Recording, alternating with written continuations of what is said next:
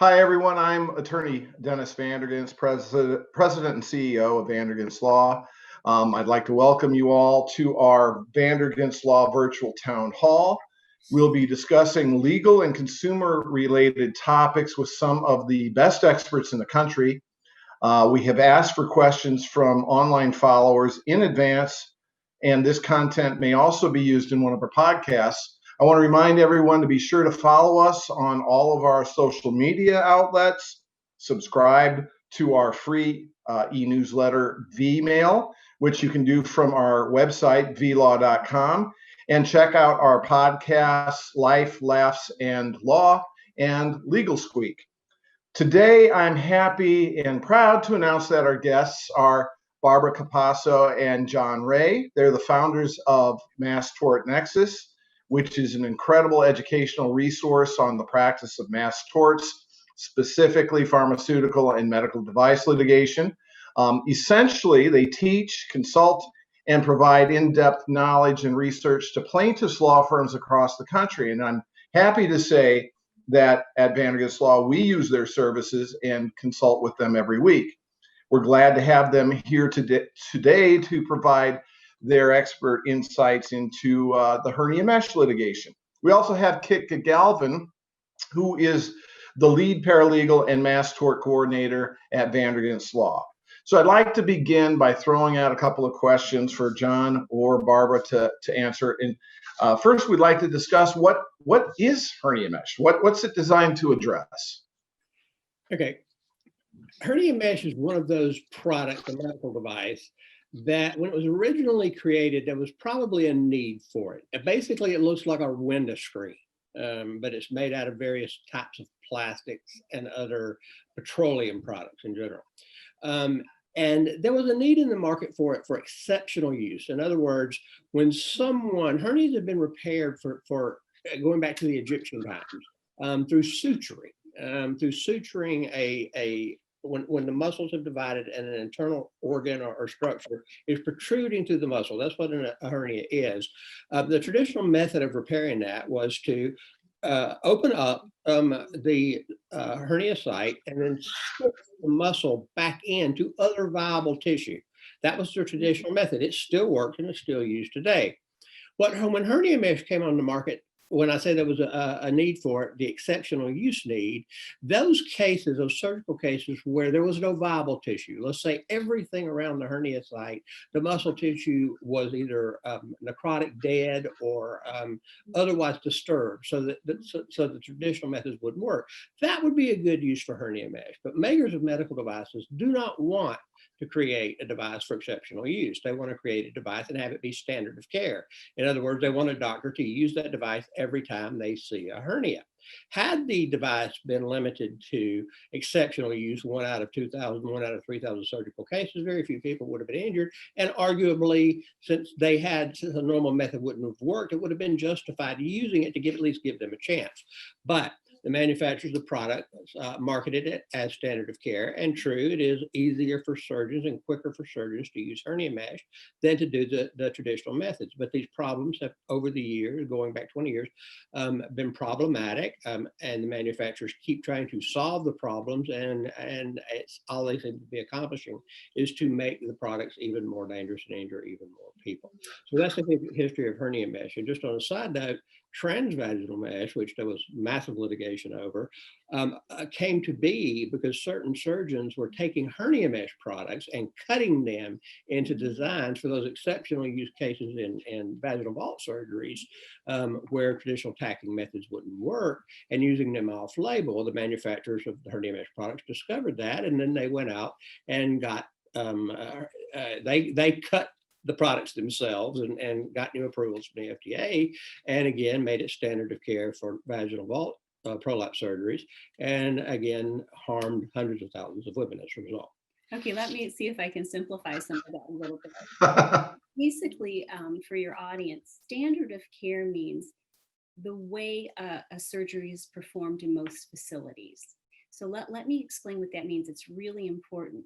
If any of your audience or any of your clients, Dennis, go into the hospital and have a hernia, the only way, 99% of the time, the only way that they repair a hernia today is with mesh. Whereas, as John explained before, they used to use a tacking procedure. Why do they do it? It's very simple. They make more money because they're using a medical device. And secondly, surgeons don't need to be as skilled, and they can perform far more surgeries per day. So it's more efficient for the medical community and for doctors to perform surgery this way. In fact, most likely, if you have a hernia and go in to see a doctor or a surgeon, unless you ask for a tacking procedure and demand it, they will use hernia mesh on you. Or ask them to avoid using hernia mesh if at all possible. Those numbers, 99% of surgical cases, probably higher, use mesh versus 1% using tacking, should be reversed. It should be, the standard of care should be tacking, that's first thing the surgeon thinks of. And the exceptional use, tacking's not going to work here, we're going to use hernia mesh, should be the less than 1%, but it's opposite. Correct. The next important issue here is, how is hernia mesh supposed to work?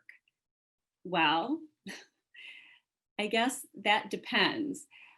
Hernia mesh is supposed to, the theory is, it's supposed to go in, as John explained, and patch the area. But unfortunately, for many reasons that I'll let John go into, those patches fail to stay in place and do far worse things than not stay in place. Think about it like this. We'll go back to the window screen or screen door example. A screen in a screen door or a window screen is attached to a frame, and it's held in place by that frame, stretched. Now, think about cutting a piece of that screen out of its frame. Now it's loose, and attaching it to something that is mobile, i.e. the human body, muscle tissue and other tissue in the body that's going to be moving around. It's no longer in a frame that holds it in place. One of the things that occurs is it becomes loose as the body moves. And the other thing that occurs, anytime there's a foreign object in the body, if you've ever had a splinter in your finger that you did not remove, you will see that the skin grows over that splinter.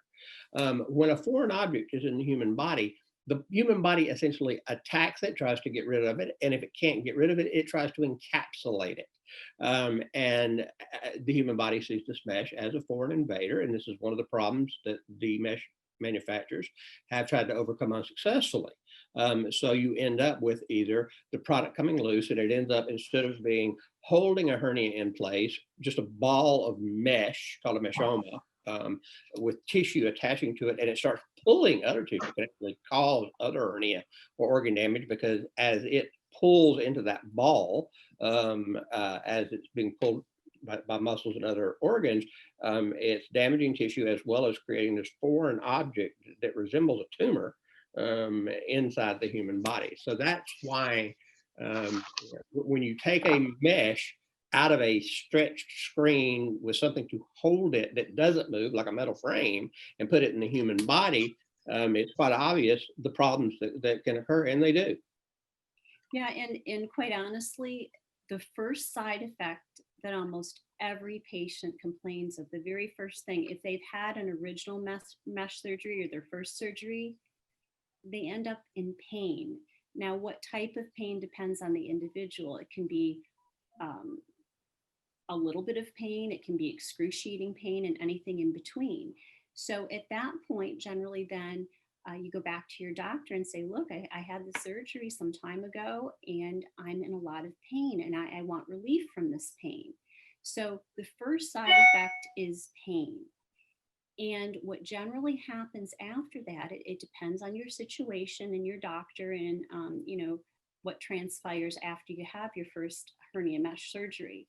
But generally, if it's bad enough and they take imaging and see that there's an issue, you will go back in and have another surgery after your original surgery. We call that a revision surgery.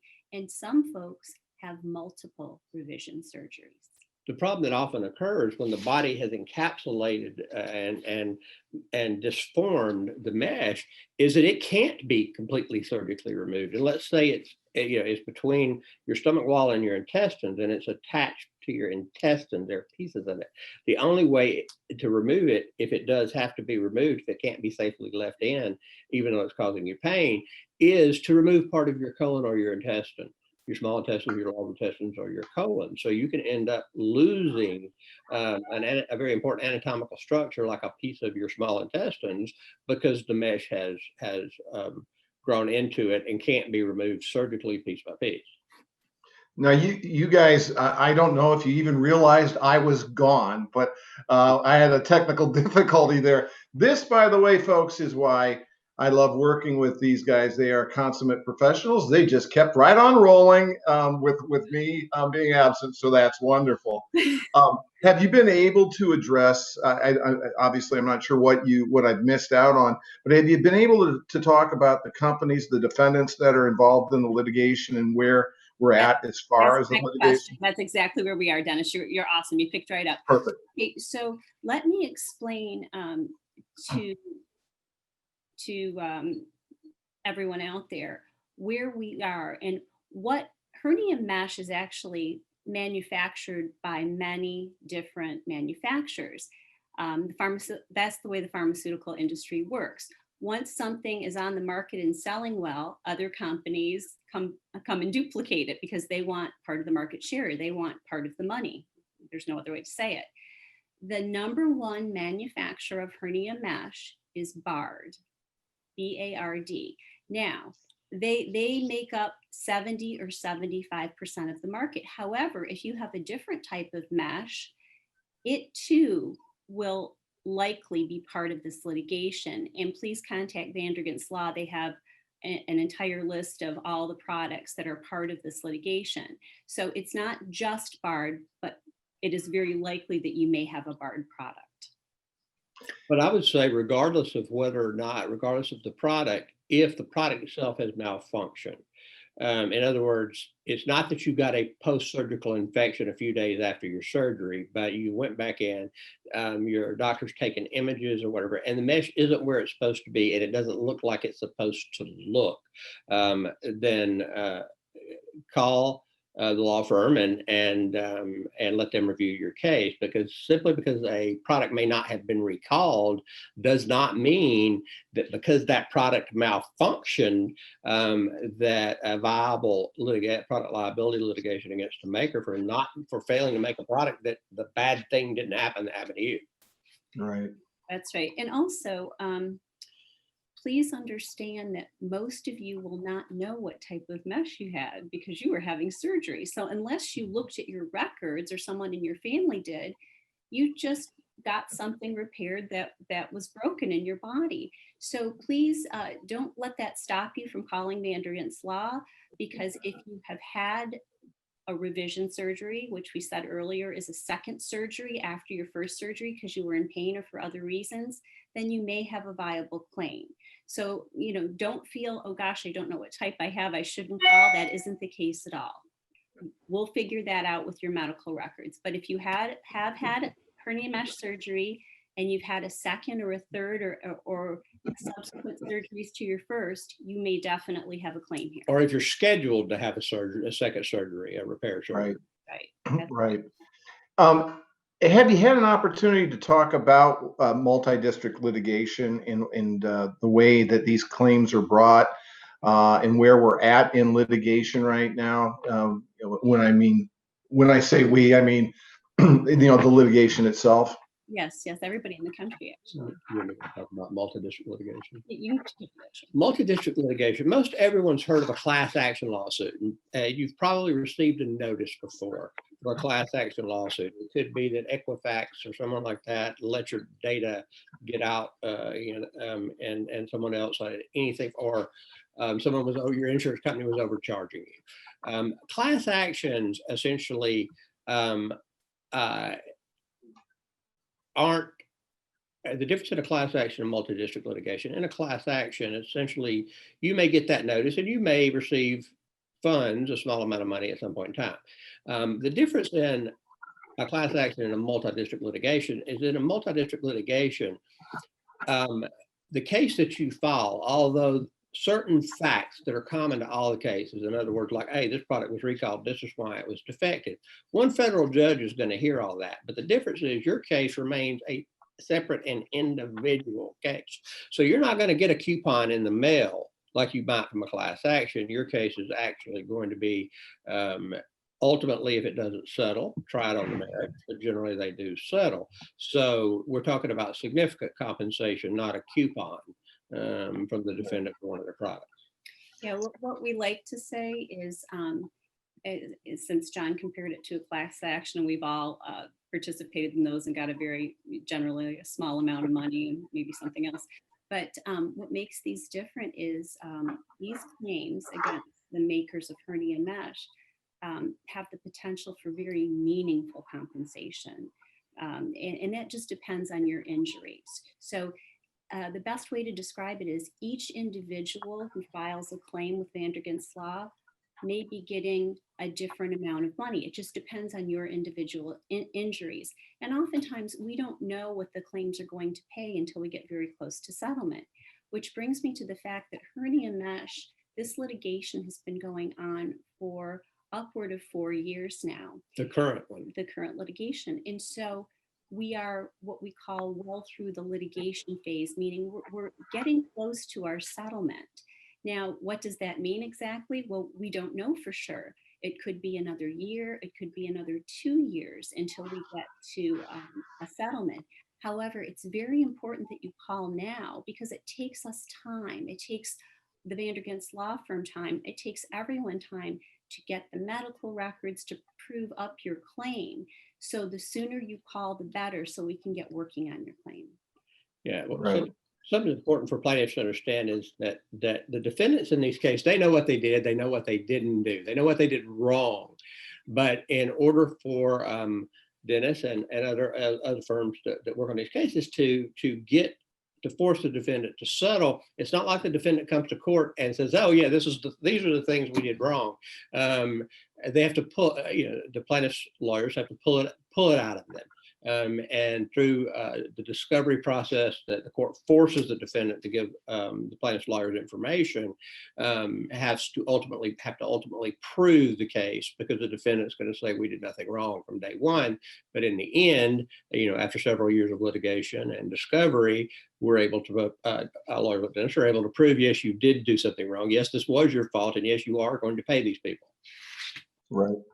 And I think it's important to note here, it's something that John had said before, that I'm sure that anybody who is watching or listening is going to want to know, which is whether or not they're going to have to be expected to go to trial.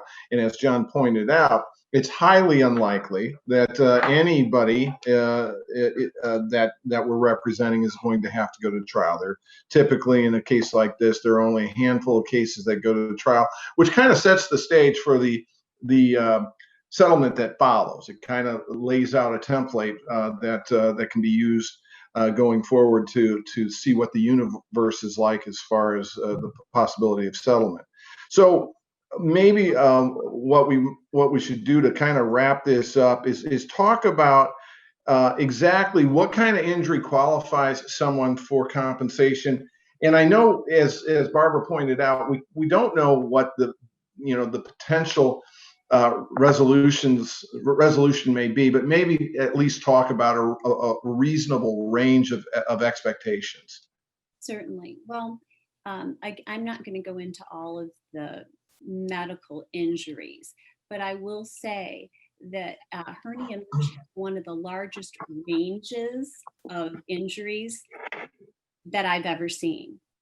So you can have something, I'll just give a basic example, something as small as John mentioned earlier, the mesh not tacking properly, where they just have to go back in after the surgery and tack it a little better. Sometimes, as John pointed out earlier as well, the mesh will ball up, and that causes obviously severe pain, and that's a mid-size injury, if you will. And then the larger injuries John mentioned earlier as well, something where they may have to go in and do a bowel dissection, where you end up sometimes in the worst cases with a colostomy bag. So as you can see, the value of your claim would vary based on your particular injuries. Let me interject here. I mean, the touchstone what we look for in a case is that the person has either had a revision surgery to fix the mesh that was put in, not a new hernia, but to fix the problem with the fix for the prior hernia. But there's one case I always want to make sure I say this, because the single most valuable case where the most damage is the case where the doctor will not do surgery. The problem is so bad that it's called an inoperable. That the doctors looked at it and said, "Well, I would like to do surgery, but you're going to be you're going to be in pain the rest of your life. You're going to have problems, and this could potentially hurt you. But if I do surgery, I might kill you, or your problem may be far worse." So an inoperable, right. Just because you haven't had surgery, if your doctor has told you I can't do the surgery because it's too dangerous because of the condition of the mesh, those are rare. But I don't want everyone to think, well, my doctor said I can't have a revision surgery means I don't have a case. No, don't call the Vandergans firm and tell them that you can't be operated on again, because we will need proof of this. So just to be clear, that is a very rare thing to happen, but it does happen where, it's just too risky because of someone's age, medical condition, where the mesh is migrated or moved. So it happens on occasion. Right. So, Kika, I'm going to ask Kika to interject now. Would you let our listeners and the viewers know what it is that they can do if they have questions, or if they feel that they have a case that they'd like us to help them out with? What is it that they should do, and can you kind of outline for them what to expect once they contact us, how we vet these cases and how we open their files? Yeah, sure. Good question. So the first thing I would say, if you're sitting at home and you think that sounds like me, please go to our website, and there'll be a kind of a pre-screening, a few questions to answer. And once we get that, one of our intake specialists will reach out to you. There'll be another series of questions, of course, a little bit going in a little bit more in depth. The way we decide what determines if you have a case is we would need to order your medical records, your operative records, and kind of put the facts together, put the proof together. And once we get those medical records and that documentation that we need to prove it, we then go forward. As John described, the MDL, the multi-district, that's how these are filed. So you'll get paperwork, you'll be asked questions, you'll get paperwork. One piece of paper is a contract saying you'd like us to handle this for you, and then also authorizations for us to get that documentation that we need. After that, you just have to have patience. As Barb and John said, this has been going on for 4 years, and we're still kind of in the home stretch, but we're not there yet. And we have, other mass torts that are just beginning. It's a long process. It's a lot of waiting. You'll hear from us about once a month. We might not have anything to tell you other than we're still here and we're still working on it, but we do keep in contact with you about once a month. Thank you, Kika. And Kika mentioned the website. Again, that's vlaw.com. If you need to, or if you'd prefer to actually give us a call because you have questions, you can reach us at 800-960-VLAW. That's 8529. Or you can check out our Facebook page or other social media platforms. But usually we're going to put you through that vetting process that Kika had mentioned to determine whether we think that there's a viable claim. Because obviously we're not here to waste your time. John and Barbara have done an outstanding job of outlining what it is that we're looking at, what we're looking for, what the problems are, what the potential defects are that have arisen as a result, and what the status of the litigation is. So I want to give John and Barbara a chance. If you have anything more that you'd like to add, feel free to jump in. I'd like to say this because I've been doing this for over 20 years, working as a researcher in related to defective drugs and medical devices. And I know some people just don't like the idea of filing a lawsuit. I call them litigation aversion. They just don't like the idea of filing a lawsuit. But something I always say to those people is this just isn't about you. What you're doing when you call a law firm and add your name to the list and add your case, your example of how you were harmed to the list, you're helping other people avoid harm in the future. So even if you don't want to do it for yourself, do it for everyone else that you'll be helping to prevent them from being harmed in the future. Great point, John. I definitely appreciate that. Barb, do you have anything to add? Yeah, just one final thing.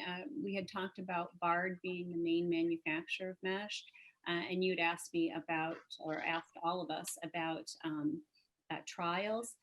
All of the trials have been chosen for Bard, but due to COVID, we haven't been able to move forward. But the chance of one of your clients' claims being chosen for trial is about 1% at this point. Not So even not 1%. even. Not So even yeah. 1%. So basically, we would just be collecting the medical records and filing the claim into the MDL. So I just wanted to make that point because I think it's an important one. It is an important one. And I guess the final point that I will make, that I don't know that we have touched on at all, but is certainly something that people might be questioning, is the fact that we work these files on a contingent fee basis. So it really, as John mentioned, whether it's for yourself or those who follow you, it's not going to cost you anything unless we are successful in getting you compensation. So we front the costs. There's no fee for our to discuss the case with us. There's never a fee unless we get you compensation. That's important to know. So I want to make sure everybody is aware of that.